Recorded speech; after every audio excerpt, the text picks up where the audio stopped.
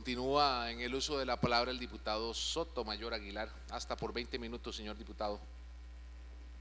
Muchísimas gracias, señor presidente.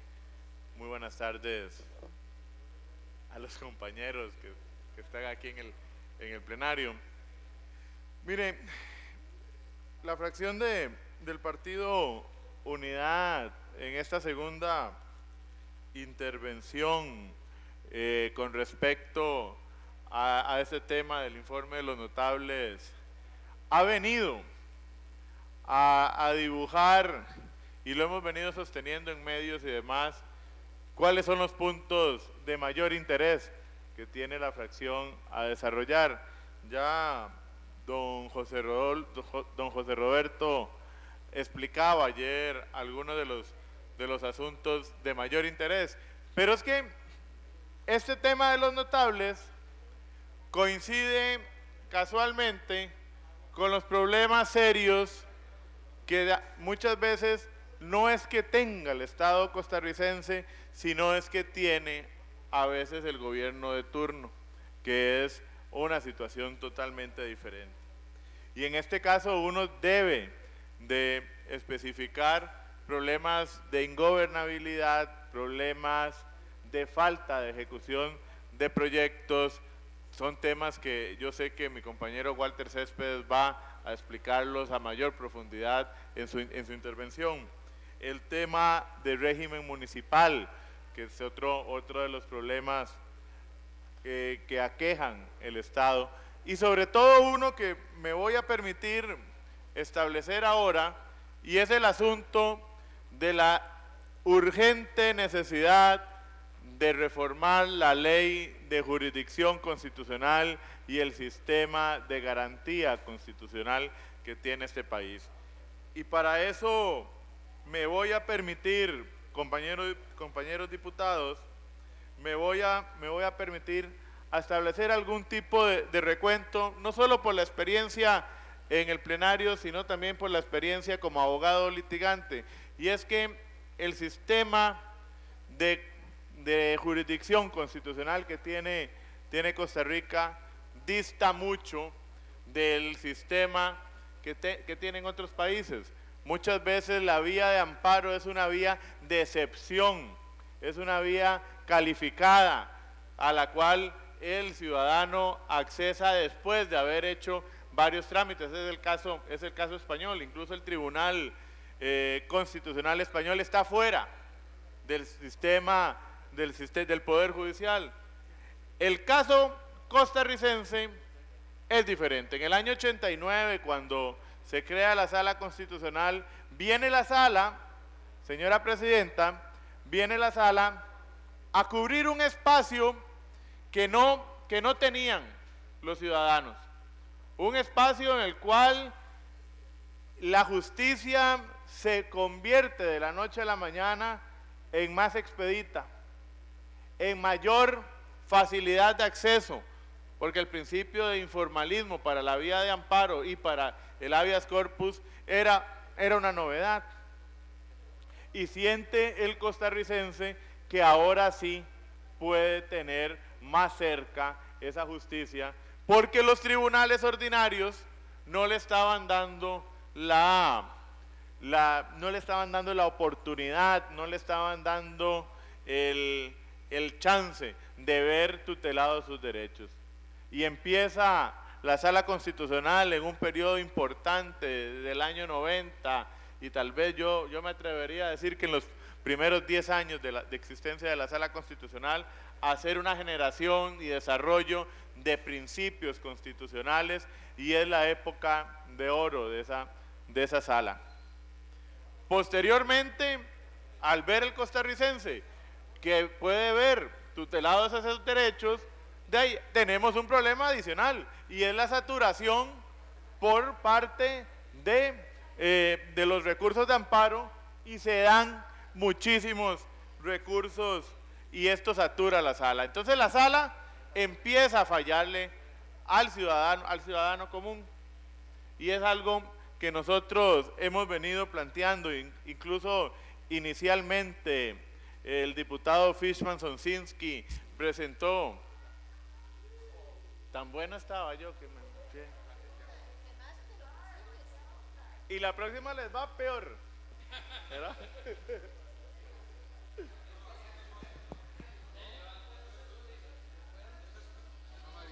Un receso. Hay audio. Sí, hay audio. Señorías, hay una evidente emergencia. Tenemos audio, pero vamos a decretar un receso.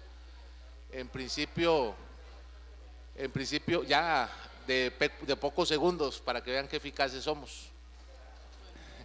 Puede continuar, diputado Sotomayor Aguilar. Muchísimas gracias, señor presidente. Yo no estaba hablando mal de los magistrados, bueno, pero bueno, vamos a procurar no ser tan drásticos. Decía que entonces el problema de la sala, señor presidente, es la saturación de expedientes. Esa saturación que entonces muchas veces hace nugatoria el acceso de justicia, y la fracción del Partido Unidad, en la figura del diputado Luis Fishman, presenta dos proyectos de ley al inicio de la legislatura, importantes que suscribimos todos los diputados de la bancada, y es una reforma constitucional al artículo que crea la sala y una reforma a la ley de jurisdicción constitucional. Y es que, ¿cuál es la necesidad? Y hemos venido estudiándolo en una comisión especial que vio el proyecto de reforma constitucional, y analizamos un aspecto. La sala tiene que descentralizarse para poder garantizar el acceso de los ciudadanos a la justicia constitucional.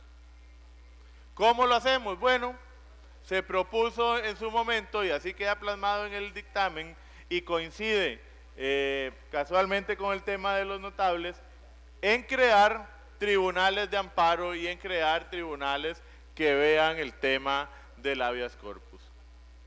Y a mí me parece, so pena de tener una pequeñita duda en cuanto a esta situación, de que es una manera bastante fácil para que el ciudadano no tenga concentrada la jurisdicción constitucional en San José, sino que la pueda tener en su comunidad, y específicamente se habla primeramente de las cabeceras de provincia, pero que podríamos estar hablando de mayores tribunales constitucionales. Esto tiene una situación, presidente, y es el tema de la impugnación de lo que resuelva este tribunal de amparo, y tiene otro agregado más importante, y es cómo uniformo la jurisprudencia, porque si la jurisprudencia del órgano o de la jurisdicción común es complicada, porque los que hemos litigado sabemos muchas veces que no se aplica de la misma manera el Código Civil en Punta Arenas o en Cartago, y que a situaciones iguales en provincias diferentes se aplica de manera diferente el derecho. Bueno, en la jurisdicción constitucional podría tener ese pequeño detalle. Y entonces se ha propuesto, y ha sido también planteamiento de la fracción, en conjunto con otras fracciones, el establecer una vía de apelación que tenga que ver primeramente con la uniformidad de esas sentencias, que tenga que ver además con el tema de que no todas las apelaciones se tienen que aceptar, sino solamente aquellas que puedan generar jurisprudencia, y por eso es que estaríamos de acuerdo en aplicar aquel principio anglosajón del certiorari para que se puedan sentar jurisprudencia, se pueda unificar y así garantizar el debido proceso. Y a mí me parece, con todo respeto, que esta es una posibilidad importante, dejándole a la sala en pleno la posibilidad de ver la acción de inconstitucionalidad, que por supuesto por un tema de naturaleza jurídica es por excelencia la acción en jurisdicción constitucional más rígida, la que tiene más requisitos y en la que no priva el tema de la informalidad por libre acceso a la jurisdicción. Entonces, es uno de los asuntos que nosotros coincidimos, y debo decirlo, que coincidimos con los notables en cuanto a esa necesidad. Pero también aquí cabe un aspecto importante, doña Julia, y es el tema de la medida cautelar. Cuando usted presenta un recurso de amparo, la ley actual establece que el acto administrativo impugnado debe de ser suspendido de pleno derecho, de oficio. La sala, desgraciadamente, y yo ignoro por qué lo hace, tiene dos maneras de hacerlo. O se entiende que es de oficio, o a veces indica que el acto impugnado se suspende o que no se suspende.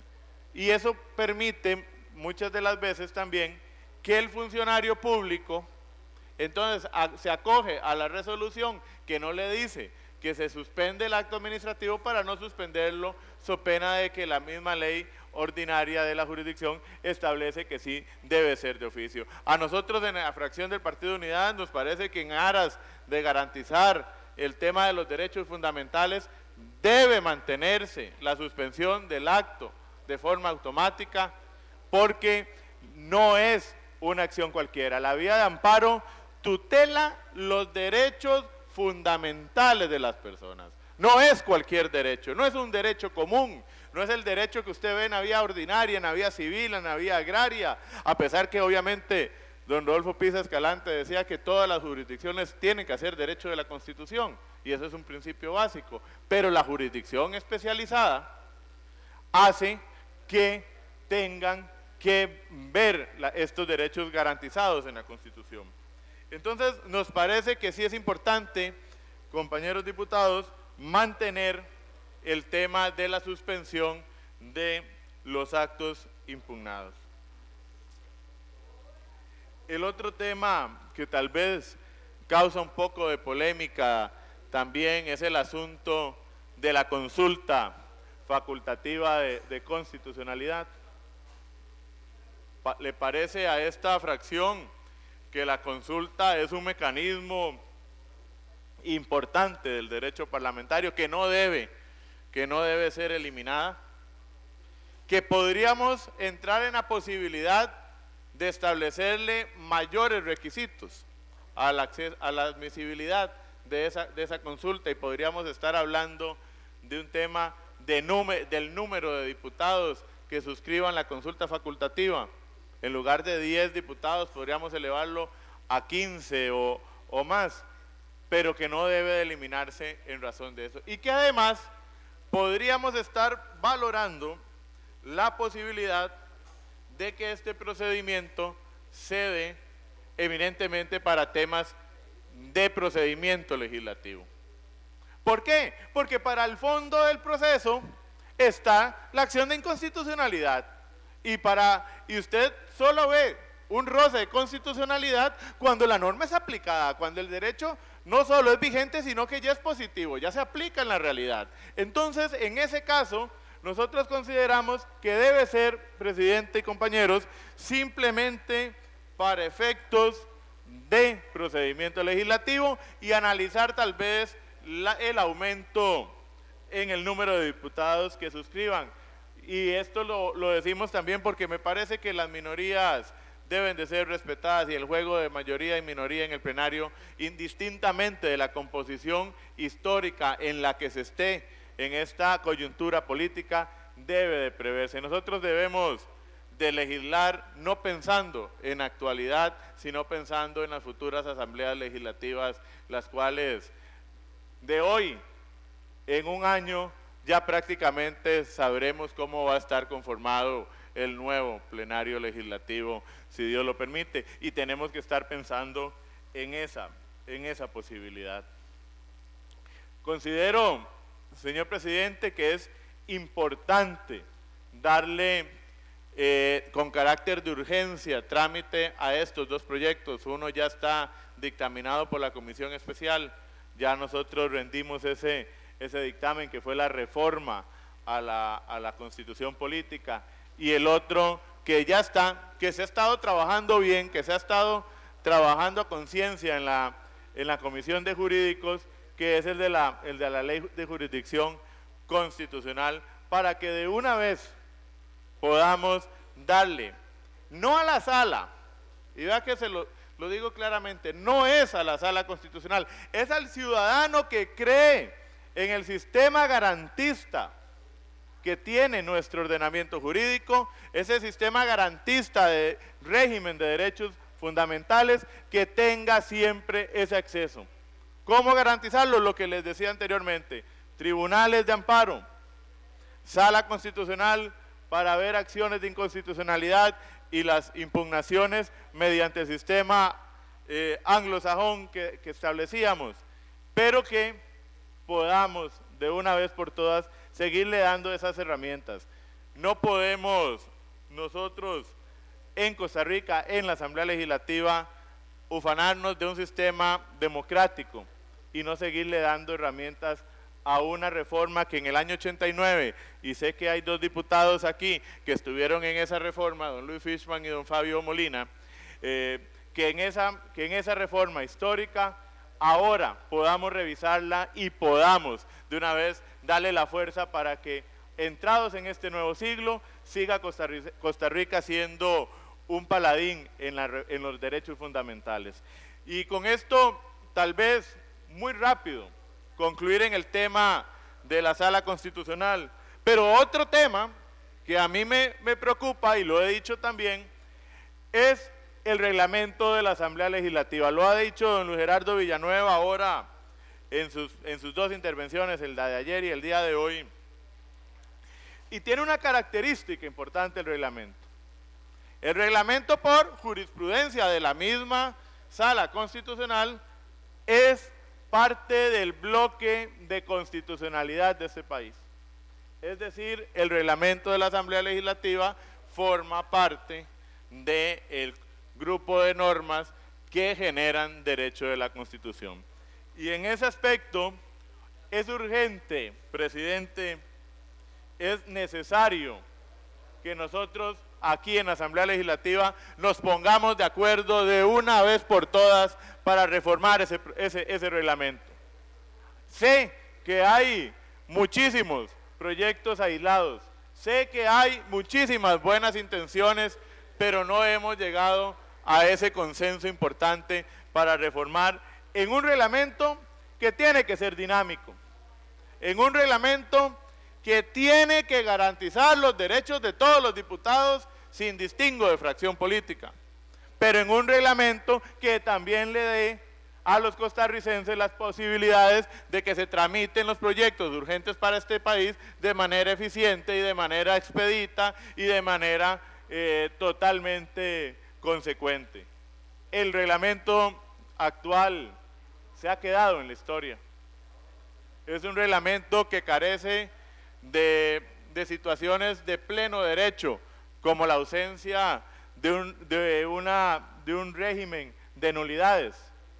Y por eso es que vemos, y yo lo sufrí cuando era asesor parlamentario, por eso es que vemos cómo los asesores tienen que ingeniárselas para enmendar muchas veces errores de procedimiento, porque la ausencia de las nulidades no le facilita esa posibilidad y tenemos que recurrir a algunos trucos procedimentales para poder enmendar entuertos. Y eso no puede ser posible. Tiene que haber ese régimen de nulidad, tiene que además regirse por un amplio control político. Me decía al inicio de esta gestión don José Roberto Rodríguez que cuando él fue diputado en el año 82, la gran parte de la sesión parlamentaria se daba en control político. Y eso es una parte de la defensa ciudadana, es una parte de la defensa de la gente, que acude a sus diputados para hacer valer sus derechos, para hacerse escuchar, y nosotros estamos restringiendo muchas veces a 5 minutos cada 22, cada mes, y esto no puede ser posible. Tenemos que afinar el 208 bis. Es un artículo que muchas veces lo hemos satanizado, pero que es un artículo que bien utilizado puede dar muchísimo provecho al plenario legislativo, pero tenemos que afinarlo, tenemos que darle mayor consistencia.